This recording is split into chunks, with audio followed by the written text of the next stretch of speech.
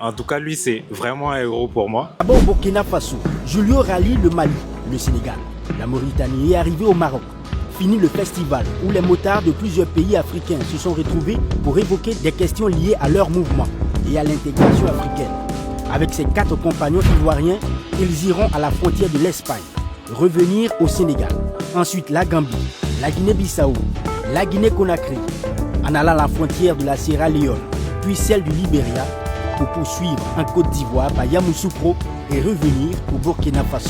Parce que quand on est à l'extérieur, quand tu dis à quelqu'un que tu vis au Burkina, on a l'impression qu'on se cache même pour sortir manger. Il y a de l'économie qui... Mais c'est le Congo, c'est un magnifique pays.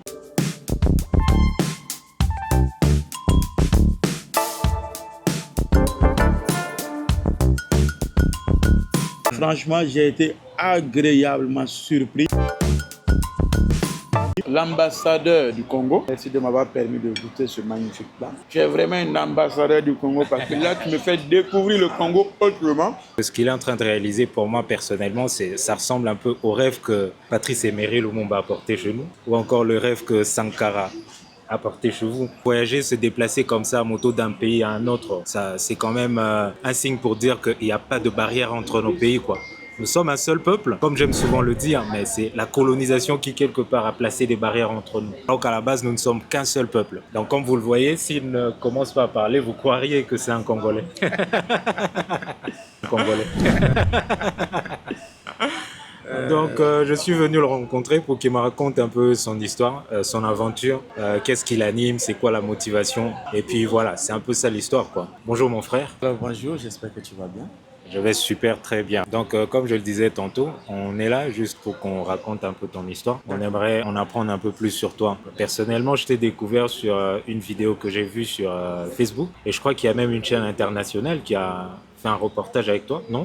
Oui, il y a eu des chaînes, il y a plein de chaînes qui ont fait des vidéos chez moi. Actuellement, je n'arrive plus à contrôler quelle chaîne et quelle chaîne, mais en tout cas, beaucoup de chaînes ont fait des vidéos. Ouais, justement. Donc moi, je t'ai découvert sur l'une de ces chaînes-là. Et c'est un plaisir que tu viennes. Et d'ailleurs, quand tu as publié il y a quelques semaines sur ta page que tu allais passer au Congo, j'ai même commenté pour dire que ouais, c'est un plaisir, comme ça c'est une opportunité pour moi de te rencontrer. Donc, et puis voilà, on y est. Donc, parlons un peu de moto. Ça commence où en fait cette passion de faire le tour de l'Afrique? Alors déjà, pour introduire, pour ceux qui ne me connaissent pas, je suis Julio Lucas Bazé, citoyen burkinabé, habitant africain, passionné de l'Afrique et amoureux de notre peuple. Et je suis motard.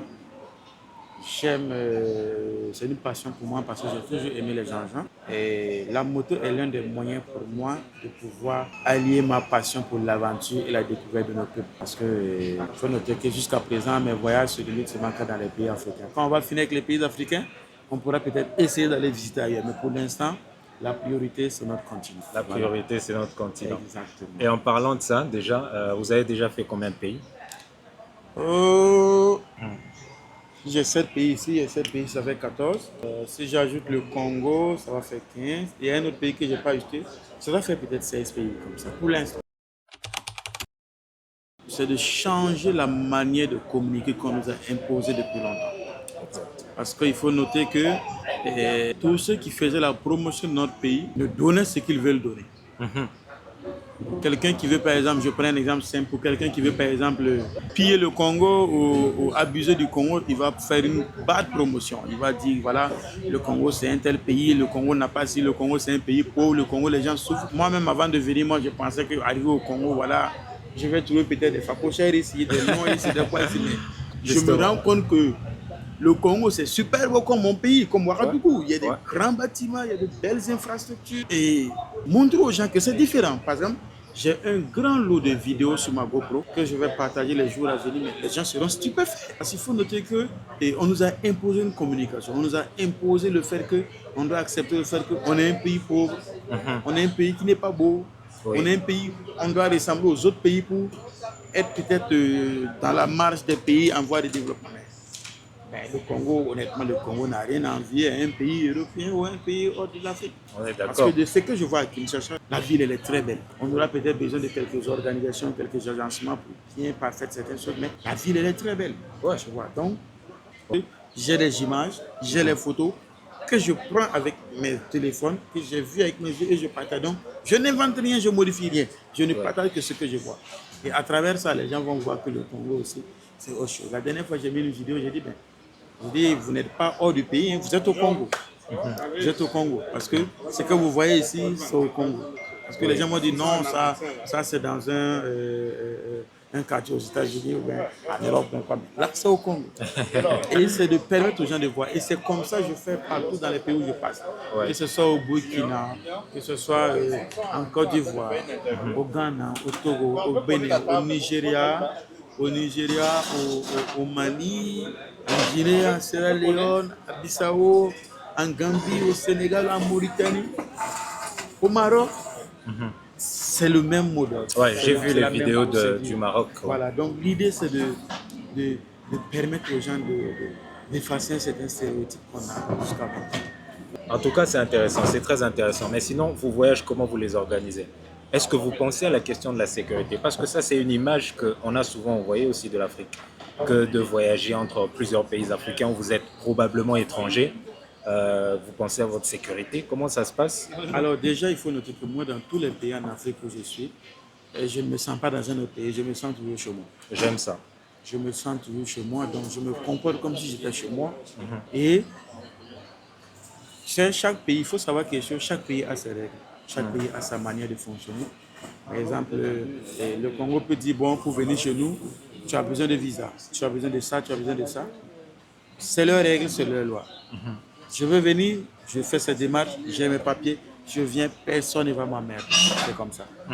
Voilà, parce que là, je ne suis pas dans la clandestinité. Ouais. Donc, c'est ça en fait, c'est toute cette préparation qui est là quand on veut faire des voyages. Et les préparations, ça part vraiment sur plusieurs mois, des années. Parce que là, tu vois, le voyage pour le Maroc, on l'a préparé en une année. Okay. On l'a préparé en une année. Et le voyage là, présentement, on a commencé une préparation pour le voyage pour l'Afrique du Sud, Madagascar. L'Afrique du Sud, Madagascar. Pour dire, on va partir de Burkina Faso et redescendre jusqu'à Madagascar. À moto, tout ça? Moto. Mais ça, par exemple, là, c'est un long voyage, donc on le prépare sur 2 ans. On a le temps de le faire doucement. Tu vois. Okay. Donc, c'est toute une grosse préparation, une grande logistique. Parce que quand tu vois un voyage qui est déjà validé que le gars a commencé le voyage, il faut savoir que le gars, il a préparé le voyage depuis des mois ou des années. Ouais. C'est toute une grosse préparation. Parce que il faut savoir comment ça se passe dans les frontières de tel pays. Est-ce que j'ai besoin d'un visa? Est-ce qu'il faut prendre le visa à l'arrivée? Est-ce que les frontières terrestres sont fermées ou ouvertes? Il y a plein de choses comme ça à chercher à savoir. Ok. Venant au Congo, par exemple, vous avez rencontré des difficultés pour avoir le visa, par exemple? Comment ça s'est passé? Si, j'ai rencontré des difficultés pour avoir le visa parce que j'ai fait la demande du visa volant. Ok. C'est le visa que je peux prendre, que j'aurais pu prendre à l'ambassade. Et il y a le visa que je peux prendre, le visa volant que je peux prendre en ligne pour pouvoir arriver au Congo. Mais mon but c'était de venir au Congo, donc ça n'allait pas nous freiner. Alors, peut-être que pour les prochaines fois, je vais directement aller au consulat du Congo, au pays là-bas, au Burkina ou au pays voisin où il y a un consulat, prendre mon visa et là je viens tranquillement. Donc c'est tout à fait normal parce que moi, on m'a dit que je devais l'avoir en 48 heures. Okay. Mais finalement, je l'ai eu après de 8 jours. Okay. Et ça même, c'est après intervention de certains motards congolais. Certains motards congolais. Parce que oui, ici aussi, il y a une forte communauté de motards. Y compris notre ancien président, c'est un motard aussi. Bien sûr. Il y a une forte communauté de motards. Et qui se battent à leur manière, de bonne valeur. Parce que moi, ce que j'ai remarqué à Kinshasa, c'est un pays aussi de 2 roues. Il y a beaucoup de motos dans la ville qui font le transport. Oui. Et beaucoup ne portent pas le casque. Ouais. Et tu vois, cette communauté de motards qui est là, vont venir, par exemple, essayer de faire changer ça, les amener à porter le casque. C'est une question de sécurité. Exactement. C'est une question de sécurité. Je dis toujours, un bras peut se casser, on peut l'amputer. Une jambe peut se casser, on peut l'amputer, mais il n'y a pas de tête de rechange. Yes. S'il y a un problème à la tête, c'est parti. Yes. Voilà. En tout cas, merci beaucoup pour ça. Donc, si je comprends bien, les motards, vous êtes une vraie communauté organisée. Honnêtement, sans me vanter, je dirais que c'est la communauté la plus soudée au monde. C'est quand on parle d'intégration africaine, quelqu'un ne peut avoir d'autres avis. Ça n'engage que moi, je parle de mon avis. Moi, je dirais que c'est la communauté motard qui va vraiment favoriser cette intégration africaine. Yes. Tu vois, Parce que ce que vous faites, là, présentement, il y a c'est des motards déjà qui ça. sont là. Ouais. Il y a des gens que je n'avais jamais vus. C'est au Congo, je les ai vus pour la première fois. Mais je te dis, je n'aurais pas un problème au Congo ici, puis ils seront là couchés. Ok. Parce qu'ils m'attendaient depuis des mois. Ils ont tout préparé. Ils ont été leurs petits soins. À la limite même, je ne suffisais pas quoi. Tu sais que hier, par exemple, à cette place, j'ai passé toute la journée. Ok. Les motards, ça vient, ça part, ça vient, ça part, ça vient, ça part. On cause. C'est des moments d'échange, c'est des moments de fraternité. On ne trouve pas ça ailleurs. Yes. Ailleurs. Je serais venu en mission pour un boulot. J'allais finir ma mission, on s'en fout et puis je repars. Mais là, je suis venu dans le cadre de la moto d'un voyage et voilà, tout est bien fait. Yes. Et c'est ce que tu sois sur le continent chinois, que tu sois sur le continent européen, que tu sois sur le continent africain, ça sera toujours cette même fraternité. Et il serait de plus en plus facile pour un motard de voyager dans un pays où il y a des motards. Ouais. Voilà. Par exemple, quand on partait au Maroc, nous on a eu chaud en Mauritanie parce que tout simplement il n'y a pas cette communauté. S'il y avait une communauté motard en Mauritanie, on n'allait pas souffrir. Au Sénégal, il y a une communauté motard, on n'a pas souffert. Ah, j'ai vu que vous avez fait le Sénégal aussi. Oui, tu vois. Donc, tous ces pays où il y aura des communautés motardes, et les motards pourront voyager librement et simplement sans embrouille, par exemple. Et c'est une communauté. Ok. C'est une communauté très forte et il y a une très bonne cohésion et on cultive beaucoup cette fraternité. Ah, mais c'est très bien. Peut-être que je devrais devenir motard aussi. Et bien voilà, on t'attend avec plaisir. Tu te ferai de nouveaux frères à travers le monde. Ok. Voilà. J'ai un peu la phobie de la moto. J'ai fait un accident il y a quelques années, peut-être 2 ans. Ok. Et je me suis fendu le bras là. Et depuis, j'ai un peu la phobie de la moto. Un motard qui vend sa moto après un accident, c'est pas un motard. Il était juste venu par plaisir et par envie ou même par effet de mode. Ouais. Ouais. Il n'y a pas ce motard, tu vas le déshabiller et puis ne pas trouver les marques de moto. Ça, c'est... Mais plus tu as ces marques, plus ça te plaît davantage. Ouais. Ouais. En fait, je dirais c'est une drogue, Ok. mais c'est une drogue qui nous aime. Ouais. C'est notre passion. C'est une passion. C'est ouais. notre passion, C'est une c'est passion. notre mode de vie. Ouais. Voilà, donc, que personne essaie de nous enlever ça parce que ça sera béton, quoi. Ça Ah, ne va ouais, pas c'est aller. bien. Voilà. C'est très très bien. C'est très bien. J'apprécie vraiment beaucoup. Est-ce que depuis que vous êtes là, vous avez essayé quelques plats spéciaux au pays? Oh, Par exemple. j'en ai mangé, hein. Ah ouais. J'en ai mangé vraiment, j'en ai mangé. Il y a des noms que je vais peut-être oublier. Et j'ai mangé le fumbo Ok.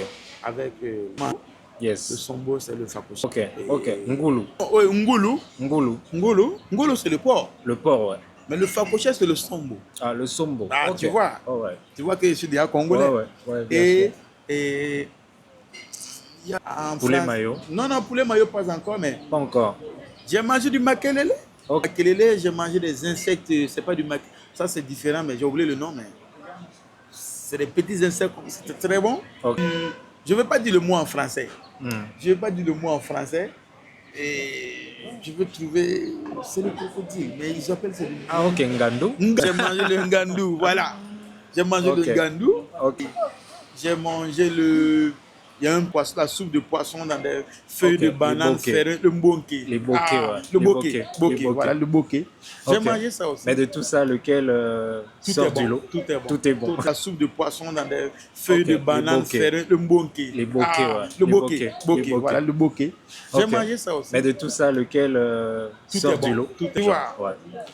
Ok. Je me sens chez moi, hein. Je me sens pas comme si j'étais dans un autre pays. Et du coup, je me mets à l'aise, je profite Ouais, avec ouais. mes frères et tout. Non, il faut profiter. Voilà. Très heureux que vous ayez partagé ça. Plaisir. Personnellement, je crois dans ce combat. C'est une forme de combat. C'est votre passion, mais je sais que pour les grands leaders qui aimaient l'Afrique, j'ai cité Lumumba, Kwame Nkrumah ou Sankara, Sankara, ils voulaient voir ça. Ils voulaient voir ça. Et donc que vous le fassiez, c'est une façon, comme je vous ai dit le matin, de réaliser ce rêve-là. Alors Et je moi- suis sûr que s'ils étaient là, ils seraient très fiers de vous. Moi, je rêve d'une Afrique sans frontières. Ouais. Tu sais, nos cartes, c'est quelqu'un qui s'est assis avec son crayon, il a dessiné et a dit, bon, toi tu Exactement. t'appelles le Congo, toi Exactement. tu t'appelles le Burkina, toi tu t'appelles la Côte d'Ivoire, toi tu t'appelles le Sénégal. C'est quelqu'un qui s'est assis, qui a dessiné, il a donné les. Bon, après, depuis la révolution, après maintenant, chaque pays a décidé de changer. Je me rappelle, je sais que avant, ici, c'était le Zaïre. Maintenant, c'est le Congo. Donc, après, chaque pays s'adapte et puis voilà. Mais ces tracés qu'on a fait, nous, on veut les éliminer. Ouais. Certes, on veut avoir cette liberté que je puisse quitter Ouagadougou, aller à Kigali voir mes frères, que je puisse quitter Kigali, aller en Afrique du Sud voir mes frères, que je puisse quitter l'Afrique du Sud, aller à Nouakchott ou en Mauritanie voir mes frères, vraiment sans stress, sans ces trucs administratifs qu'on nous impose, parce que tout ça, c'est une administration qui ne vient pas de nous. Ça vient pas Ça de ne nous. vient pas de nous. Ça On vient a pas de nous. hérité. Oui. Et on continue de fonctionner sur ça et je trouve que les choses peuvent changer encore mieux. Oui, oui, oui, bien sûr. Parce qu'à la base, c'est ça le peuple africain. Il y a quelque chose, une qualité qui nous définit le mieux, c'est cette solidarité, Exactement. cette intégration entre les peuples. Moi, ma tribu, par exemple, on dit qu'on vient du Cameroun. On était avant au Cameroun et avant la colonisation, on était un peuple nomade. On a marché jusqu'ici au Congo. Désormais, on vit ici.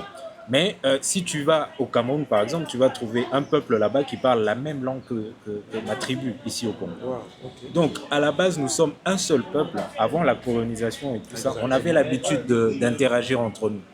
Et voilà, c'est peut-être la colonisation qui nous a un peu séparés. C'est très noble. J'aime beaucoup ça. J'aime vraiment beaucoup Mais ça. on va y arriver. Même va y si arriver. on va commencer le combat, le jour où Dieu décide que notre combat s'arrête là, d'autres personnes qui croient en ce combat vont continuer. Exactement. Tôt ou tard, le combat va se passer et nos objectifs seront atteints. Yeah, Cette Afrique libre et sans frontières, Intégrée. on va la vivre. Oui, Peu importe oui. les années, on va la vivre. Voilà. Vous avez entendu parler de ce projet d'une route transafricaine qui allait traverser plusieurs pays du nord jusqu'au Je sud. l'ai entendu et je sais qu'en Afrique de l'Ouest, présentement, je sais qu'il y a des pays qui ont déjà entamé, où ils commencent déjà à se réunir à travers certains pays Oui. pour faciliter certains trucs. Donc oui, j'ai entendu parler de ça. Moi, si tu as remarqué, je suis suivi. Je suis suivi par beaucoup de personnes. Et ça, par exemple, il y a des entreprises qui peuvent aimer ça. Oui. Vouloir, par exemple, monnayer cette visibilité par un partenariat pécuniaire qui va permettre de prendre en charge ce voyage. Dans les autres pays, ça se fait déjà, mais chez nous, en fait, c'est nouveau. Oui. Mais il faudrait que ça commence par quelqu'un. Et déjà, à mon niveau, aujourd'hui, je suis aussi au Congo, ça a été fait comme ça. Ok. Parce que là, je suis au compte d'une ONG nommée Niel, qui évolue dans le milieu de la sensibilisation sur la santé. Et leur campagne annuelle, qui était nommée 33 jours pour redynamiser la vaccination. Ils m'ont appelé quand je partais au Maroc, que je les ai croisés à Dakar, ils ont pris contact avec moi. Et ils m'ont dit, on aimerait que notre campagne cette année, on ne va pas appeler un artiste pour venir chanter ou faire quoi. On veut que toi, à travers ton art, à travers ta passion, tu puisses faire un voyage à travers ces pays où nous sommes représentés pour porter le message que nous avons apporté. Ouais. Parce que c'était 4 dates phares. La première date, c'était la journée mondiale de la lutte contre la poliomyélite. La deuxième date, c'était la journée. La troisième date, c'était l'action de l'utérus. Et la dernière date récemment, c'était la journée mondiale de la lutte pour les droits des enfants. Okay. Donc, tu vois, c'est la moto. C'est l'amour de la moto, c'est la passion, et puis voilà. Ok. Je suis sur Facebook et TikTok et Instagram. Et normalement, je crois que je cumule total plus de 500 000 abonnés. 500 000 abonnés, c'est beaucoup. Sur Facebook, j'ai 2 pages, une de 167 000 et une de 160 000. Ça fait déjà plus de 300 et quelques mille. Sur TikTok, j'ai près de 240 000, donc plus de 650 000 et 550 000 abonnés. Donc, au moins, je crois que j'ai de bonnes plateformes pour passer le message que j'ai à passer de temps en temps. Ouais. Et puis voilà, partager ma passion, permettre aux gens de vivre cette passion à travers moi, permettre aux gens de voir comment cette passion est sans filtre. Et puis voilà. Ok. J'aime vraiment. En passant la communauté, je vais vous passer le nom de ces différents réseaux sociaux. Ça marche. Allez le suivre. Et personnellement, je suis fan depuis quelques mois maintenant. J'aime bien ce qu'il fait. Allez suivre aussi. Peut-être que vous le découvrez maintenant, surtout la communauté congolaise. Ouais. Vous le découvrez maintenant. Allez suivre l'Afrique. Lumumba aimait l'Afrique. Nous, on aime l'Afrique. C'est un fils du pays, quoi. Donc, Congolais, ils sont gentils. Donc voilà quoi. Alors merci vraiment d'avoir partagé ça avec nous. Merci, c'est un plaisir. Ouais. Pour l'instant, ce qu'on va essayer, c'est de partager, voir si ici ils font le poulet mayo. Madame, je sais pas si vous faites. Ah, d'accord. Donc voilà, ça tombe bien. On va essayer le poulet mayo et on va voir. Tout le monde me parle du poulet mayo. Je dis mais moi j'ai déjà mangé du poulet mayonnaise, mais de chez moi on m'a dit non. Oui, faites-nous ça s'il vous plaît. On va le déguster ensemble. Peut-être je verrai en même temps. Oui. Donc on va essayer le poulet mayo et on va voir ce qu'il en pense quoi. Poulet mayo, vraiment des aranakin, mais il a expérimenté qui. Ouais. Poulet mayo ezakin hein, Kinshasa. Non piment. Non piment. Non piment, non piment. Maintenant avant de terminer et à toutes les populations africaines, il faut savoir qu'ici au Congo, les Congolais ont un problème avec le U. Tout ce qui est U, le Congolais dit I. Tu vois, nous on dit super, le Congolais dit, il dit super. Nous on dit construction, le Congolais dit constriction. Tu vois? Donc, tous les U. Non, il faut ça va passer. Le U au Congo devient I. Soyez prêts quand vous venez au Congo. Et les I souvent sont poussés. Non, mais les I, en fait, le problème avec nous, c'est qu'on appelle les U les I. Et les I, on les confond avec les U. C'est-à-dire que pour dire super, comme tu dis, justement, il dit super. Et ça, on a super marché. Ouais. Sucre, il dit sucre. Tu vois, ça, c'est le Congo. Mais je crois qu'en fait, c'est le lingala qui les amène à jouer sur cette prononciation. L'influence de la langue, ouais. Un Congolais est écrit même dans les spectateurs qui le suivent. N'oubliez pas de vous abonner et de cliquer sur la cloche de notification pour être informé de toutes les vidéos. Parce que vous aimez le Congo, si vous suivez cette chaîne, vous allez voir de belles choses, vous allez découvrir de belles choses. Et vraiment, merci. Merci pour ce pays hospitalier que vous êtes. Et à très bientôt. À très bientôt. Merci beaucoup. Voilà.